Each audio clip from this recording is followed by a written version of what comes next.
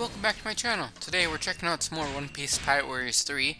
Gonna be continuing on with our last two characters that we need to play to finish off the ones that didn't make it into Pirate Warriors 4. Playing Moria today. Probably also gonna be mostly talking about Thriller Bark. Maybe some Egghead here and there, where the anime's at and whatnot. Also, just quickly there, you could glance my skills. I switched them up a little bit, but they're essentially the same as usual for a lot of my stuff. These ones are a bit more damage oriented because, as you'll see kind of in this video I assume, Moria is pretty hard to play compared to a lot of the characters. I think his mechanics and gimmicks are really fun.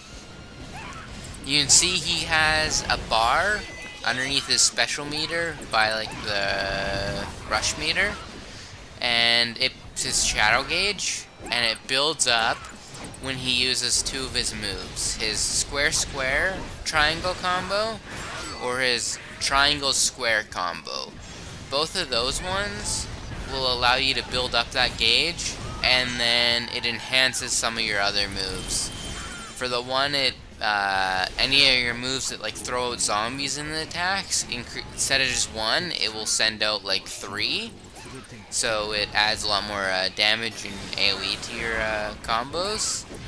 And then his 4 squares triangle combo, he grows big and starts like attacking with his scissors going forward like this right here. So when you do good with Moria and have high damage output, he is pretty decent, but it's really hard to get his combos to land easily. And like his triangle combos, he literally lays down on the ground, and then you play like a secondary character as your like shadow. Kind of similar to like how puppets work in Naruto Storm games, where you can like control the puppet instead of yourself. So it's somewhat like that, and that move leaves you really wide open for attack. So you really gotta know his combos to play him. He's not one you can really mash and spam with as much, especially on Nightmare Log. Probably on just Dreamlog you could, but on Nightmare Log it can be pretty difficult. I had to clear some levels off so we can get to Perona. We're on her mission now, so we gotta beat this mission, hopefully without her messing up. As I was on my way here, I had to clear, I think it was Blackbeard's mission, and it was the same type as this one, where if the enemy reaches a location, it just fails the mission. I didn't realize that when I was playing the Blackbeard one. I thought it was just like a side quest or something, so I let him get there and failed and wasted like 20 minutes. I was pretty annoyed because I had to beat like 5 or 6 levels to get up to Perona, and then recording my Moria video here on the Perona mission, and then finish off the playthrough of Pirate Warriors 3, like the characters that are missing. We'll do that probably tomorrow. I'll record Perona's gameplay and upload it in the next day or two, something like that, and then we'll be all done with this game. At least I'll probably go back and check out some other characters. I might also try and make some videos like comparing Pirate Warriors 3 to Pirate Warriors 4, and kind of some of the movesets and how the characters play and stuff. Because some characters are better in 3, some are better in 4. Like Tashigi got super nerfed going into Pirate Warriors 4, I personally find, because she was one of my favorite characters to play in Pirate Warriors 3. And I also might just play through the characters that I have, like the DLC outfits and stuff like that, on just random videos when I'm talking about like a new episode or something like that for One Piece. But yeah, it's nice to play Moria. I played one mission with him before I hopped into this one. I was also surprised. My Moria is level 83 or something, which is higher than like quite a few of the characters. I figured he'd be like right around 50-ish. But he is decently leveled up. But yeah, I know Moria isn't like a super popular character or anything. I also doubt this video will do very well considering it's Moria. But maybe if it's not in 4, it'll count for something.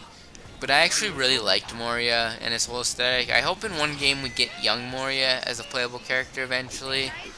because I liked the whole idea of Moria in Thriller Bark, where he was like essentially a beat down pirate and had went against like some of the tops in the world, but it just like failed, lost his whole crew. And I liked the idea of him turning to zombies, since all of his crew died on him, and he wanted like an immortal crew to get the One Piece and become the Pirate King. Plus, I really liked the spooky aesthetic of Thriller Bark, and I think Moria's fight with Straw Hats and Luffy in general is just really good, because it's one of the best cases of teamwork in the entire series, that fight. And I wish we got more, like, all the Straw Hats teaming up together to fight, like, the big bad of the villain, and not just a 1v1 with Luffy. We kind of got that with Kaido, with, like, the worst generation all teaming up to fight him for a little while, but it ended up just being 1v1. Which, I guess, did for Moria, too, but just that whole arc was really good. I also really like Nightmare Luffy. That was a really cool gag. I also think Moria's Devil Fruit is, like, one of the more unique and kind of OP Devil Fruits, because it's controlling shadows, but it's used in a way I don't think most other shadow users in anime, because usually they like get like the ability where you can like go into shadows and like hide your presence and stuff like that, which Moria has, but there's a lot more uniqueness to his actual abilities. Plus, his voice actor is amazing. I know some people find it like annoying, but I find it's kind of purposely done like that. I really appreciate his voice actor, which I'm pretty sure, unless I'm smoking something, I'm pretty sure Jinbei and Moria are the same voice actor. I think that's, I know some people, or I think it is, because I'm pretty sure it was him and Jinbei who are fighting each other in Marineford, and it was the same voice actor playing the person who was fighting and defending. I know some of like the Straw Hats had earlier roles before they were Straw Hats too. Like I think Frankie was one of the Navy guys. Like I can't think of his name. Fullbuster? That's not right. I can't think of his name, but I think he was a pink-haired Marine, or maybe he was the hypnotist. He could have been the hypnotist, like, 'cause that would fit Frankie's voice actor more. But it's just crazy, because, like, Moria and Jinbei sound nothing alike. Just really impressive voice acting, but there's quite a lot of people in Japan that can do voice acting that have, like, a lot of unique voices, but also have, like, some more, like, general use voices, or, like, more gruff, generic, like, main character type of voices. And then they have, like, really good, like, villain and, like, that type of voice, because some people generally kind of fall into having the same voice for every character, and then they're kind of just known for that. Like, kind of like Frieza's voice actor, I feel like most things I recognize him in, at least, are generally the same type of role, and like that higher pitched, younger sounding voice that usually for like villains and stuff like that. So some people get more typecast, but then there's the other voice actors that are like have so much range, and like you can hardly believe it's the same voice actor.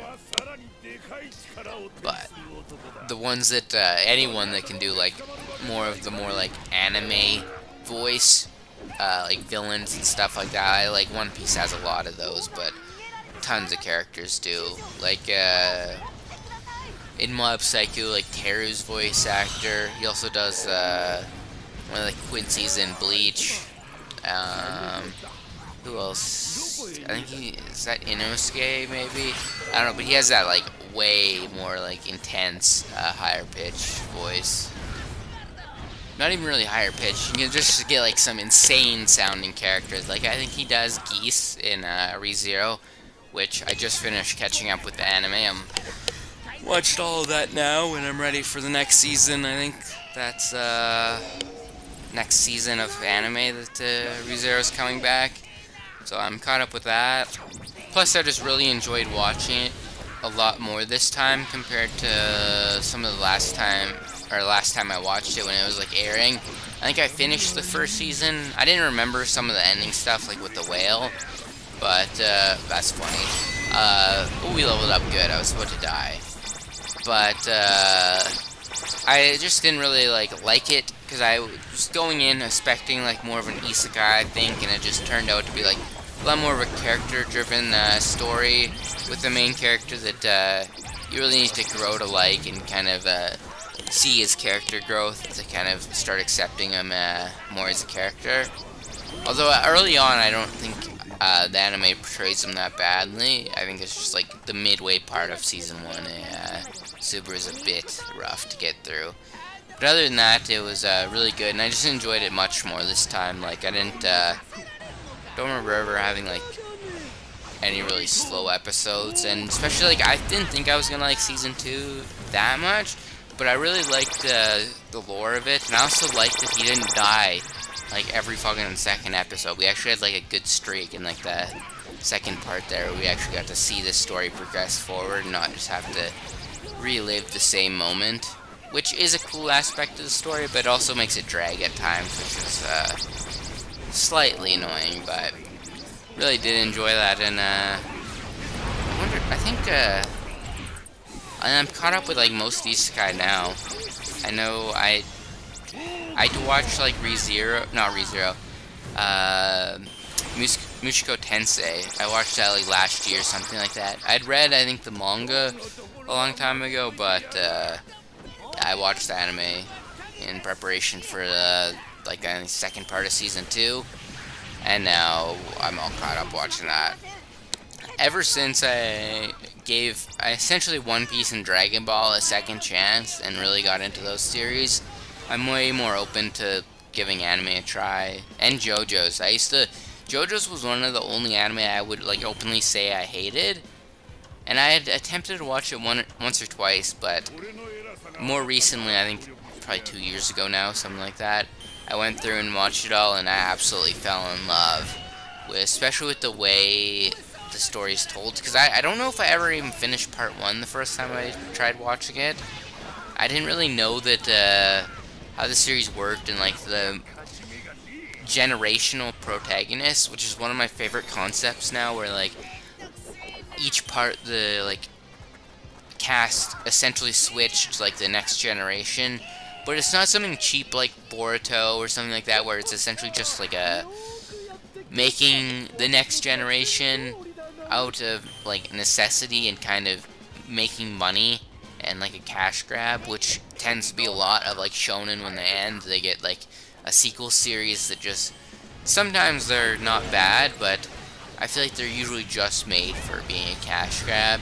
But when you're actually doing like where you hand off the protagonist's seat, is really cool, especially when you get to meet like the past characters if they're still like alive and whatnot, and just seeing how the timeline changes.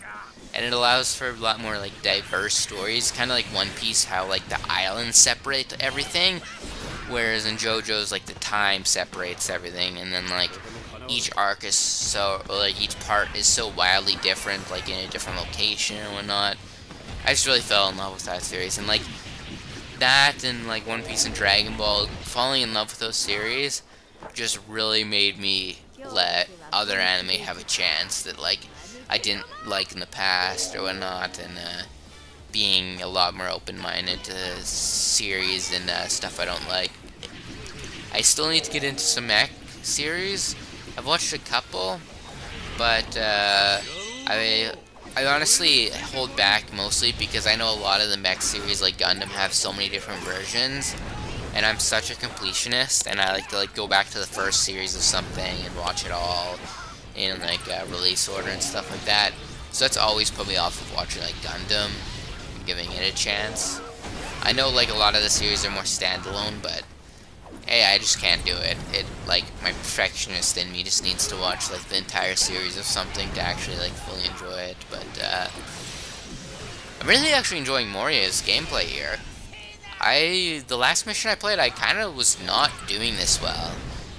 When he's doing, I still am getting kind of close to death, but like I haven't died at all, and like I feel like I'm doing the combos I want to be doing. It's working out very well. I can say when he's playing good, he's definitely really fun to play. And I definitely do wish Thriller Bark was included. Just a lot of the pre-time skip stuff in Power Warriors 4 should have been included, so you could get like the pre-time skip Brook and like I think Usopp doesn't have one. Actually, Usopp might be one of the ones that does. But there's just a lot of characters that don't have their like pre-time skip version, so that kind of sucks. But it's whatever. I do like in this game though, like because I think Brook's pre-time skip outfit I like significantly more than his post-time skip like New World outfit, which is generally what the games have. Some of Brook's like outfits he's had through the other arcs are really good, but I think his first outfit when we first meet him on Thriller Bark is one of my favorite designs, and I think it fits his aesthetic a little bit better. Because like I did like the Rockstar stuff when it first happened, but I could kind of miss his old like spooky design with his like suit and everything, all dapper. I honestly can't wait though until we start to get to see some of the designs for like the remastered One Piece and like what the art style is gonna look like and just what that whole series is like. I've had a kind of personal theory that ever since that got announced, I feel like the anime has been like doing extra well to be good. I don't know if it's just like to make sure they leave their like mark or something, but like I feel like ever since that like announcement and like being an Egghead, like every episode, like even the lower priority episodes, look pretty damn good. Like in the newest episode, there wasn't like a ton that happened, but like the little fight that we had with like Zoro and the animation and stuff he had, it was all really clean and like looked pretty damn fire. I know some of the Sanji fans were a bit mad that the way they adapted one of his panels, because that looked like a bit more of a speed feat in the manga, where it still was, but it just wasn't really shown in detail what he did or anything. See if we can get him with the brick bats. I think we can finish it off here. Hell yeah. We did so much better with Moria than I was expecting. I was expecting to die a couple times and have to edit the video down, and I was not expecting. I think we got an S rank too, which is pretty damn surprising. But yeah, as I was saying earlier, Egghead has just been so peak like every episode, even the low priority ones, that like it's looking good going forward for the anime at least. The pacing's also felt much better. But I think other than that, that'll be it for this video, and I will catch you guys in the next video with Perona. Peace!